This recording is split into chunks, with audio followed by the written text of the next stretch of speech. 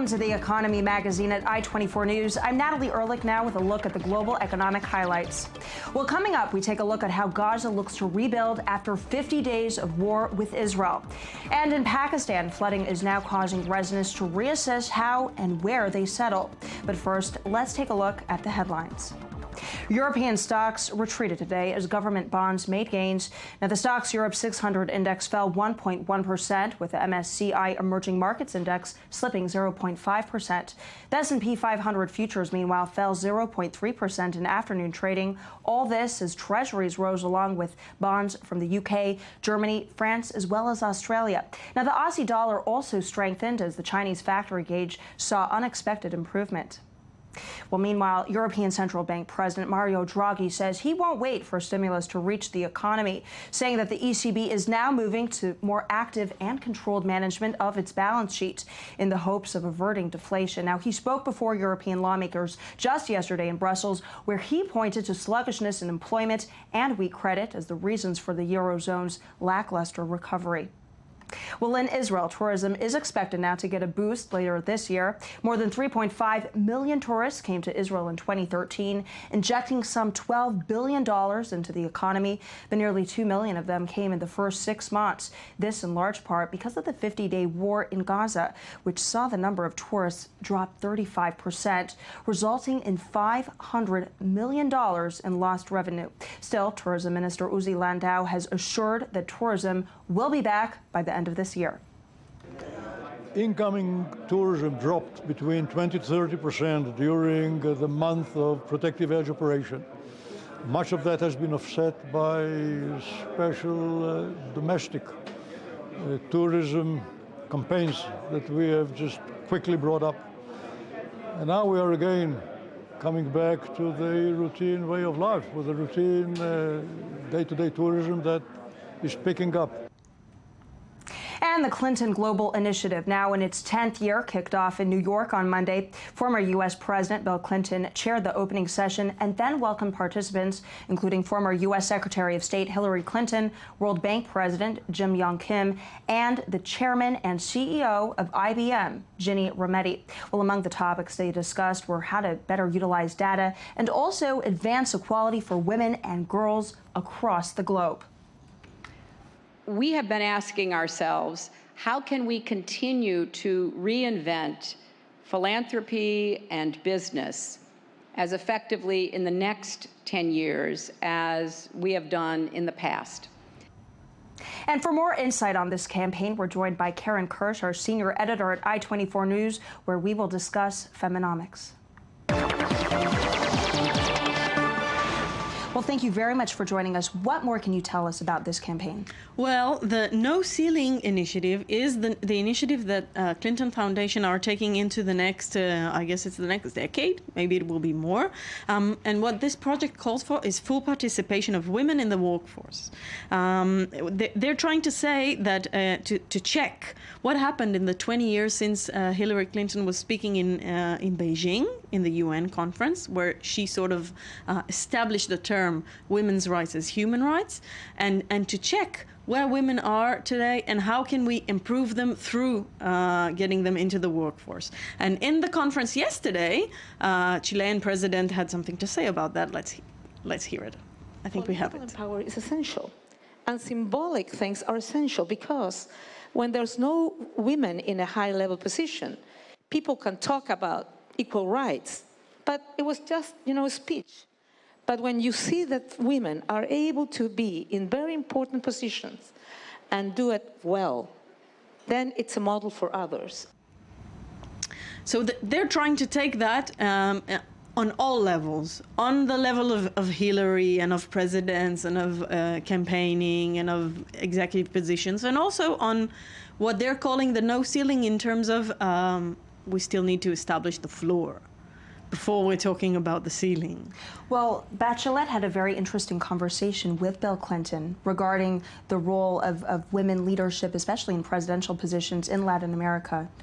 What did you think? And in Latin America is a really good example for how when you decide to make a difference in terms of legislation, difference is made. Latin America is the strongest example in the world for positioning, creating quotas for women in parliaments, and that is showing a difference not just in Chile, but also in Brazil and in other countries. In Brazil, we have a woman-on-woman. We'll have probably a woman-on-woman race, which is an interesting thing, and it's also something that makes you wonder: is Hillary considering that she will be in a woman-on-woman race in the next election? That is actually really interesting, and especially that Hillary Clinton seems to be rallying around these feminist economic issues for women at this very important time ahead of the midterm elections and the upcoming presidential run. What do you make of this choice? Is it a very bold or a risky move?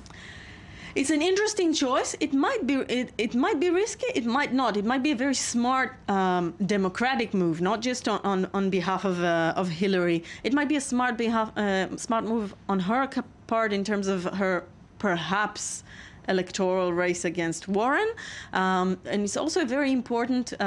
It's also a very important move in terms of the fight against the Republicans, because that's a way for the Democratic to sort of create a. We'll hear a little bit more about that later. She is definitely trying to make a point that women's economic situation is important, and she's showing it more and more, not just in terms of the foreign policy, which she was what she was making of the strongest thing so far.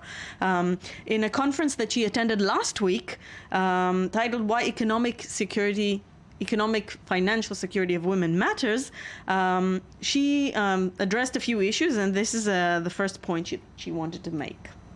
As I travel around our country, just as I saw when I traveled around the world as Secretary of State, is where women are left out, where women are not given the opportunity to pursue their economic well-being. Their children suffer, their communities suffer, indeed, their countries suffer.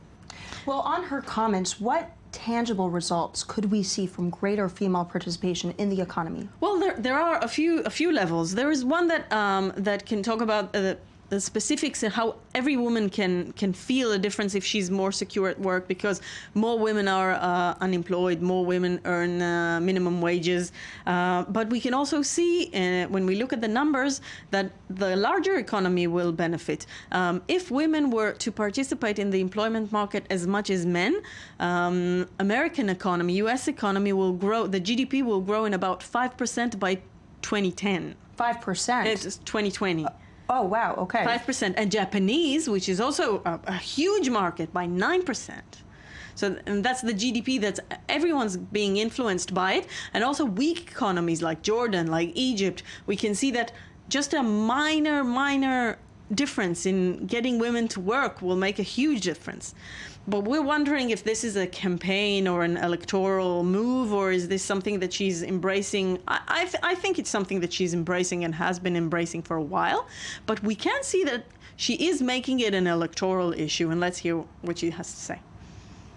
We could all tell stories about people who we know who have been really egregiously impacted by the failure of our political leadership on the other side of the aisle to recognize the importance of making sure that people who work hard, play by the rules, that old description, have a chance to get into the middle class and certainly a chance to stay in the middle class.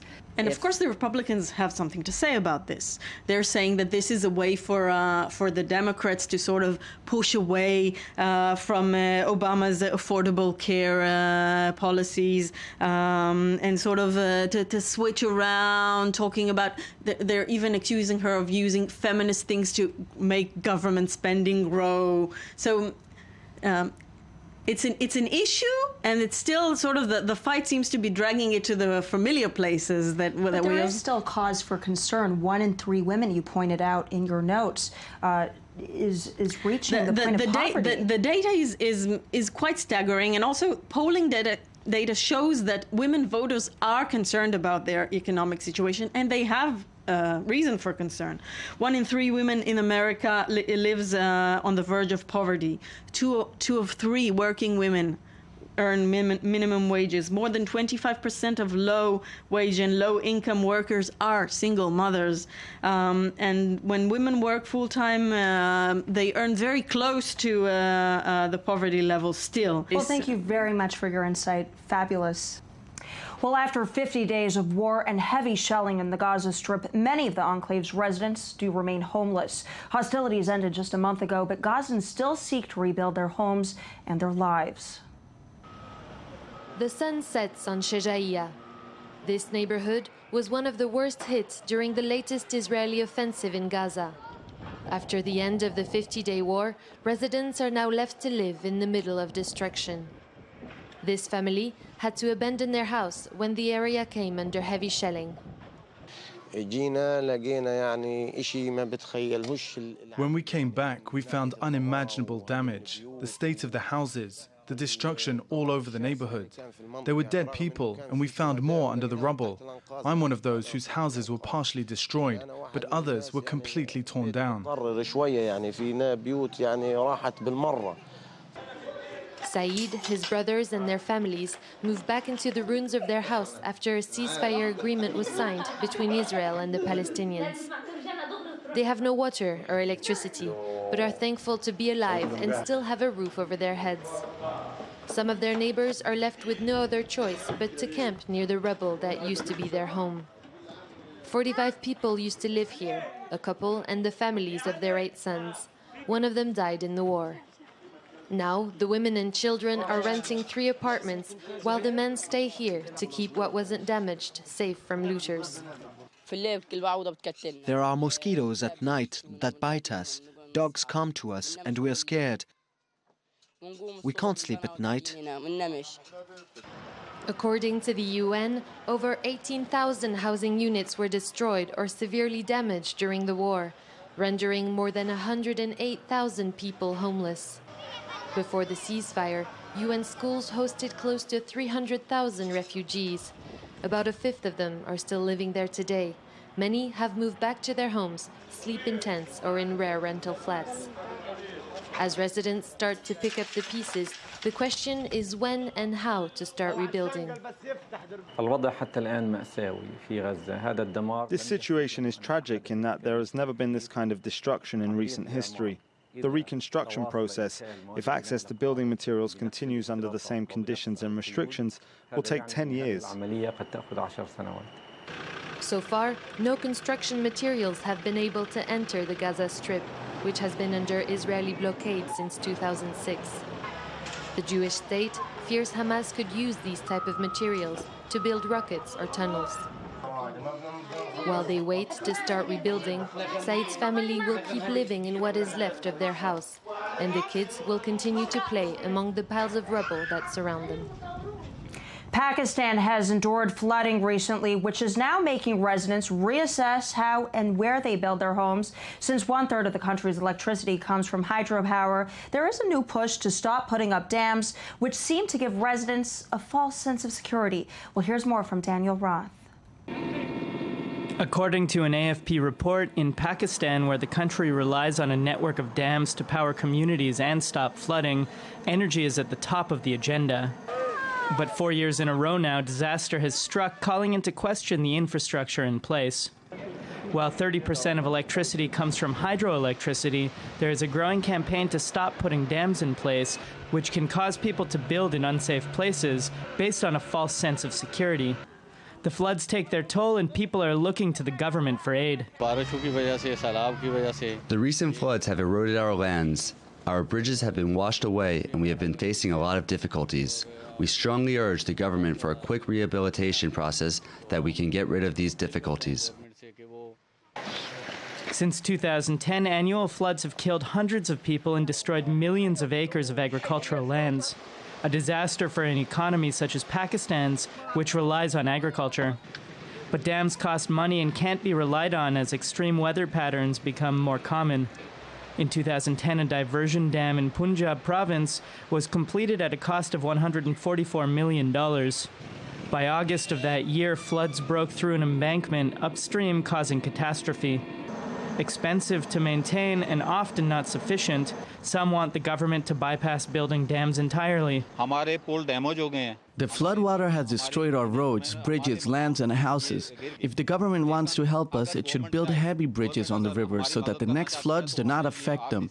The government should provide us alternative lands. Still, the Pakistani government is aiming to build more rather than less dams, which AFP notes will cost many billions of dollars. Well, that wraps up our global economic coverage today. Be sure to follow us on our website. It's i24news.tv. I'm Natalie Ehrlich. Thank you again for watching.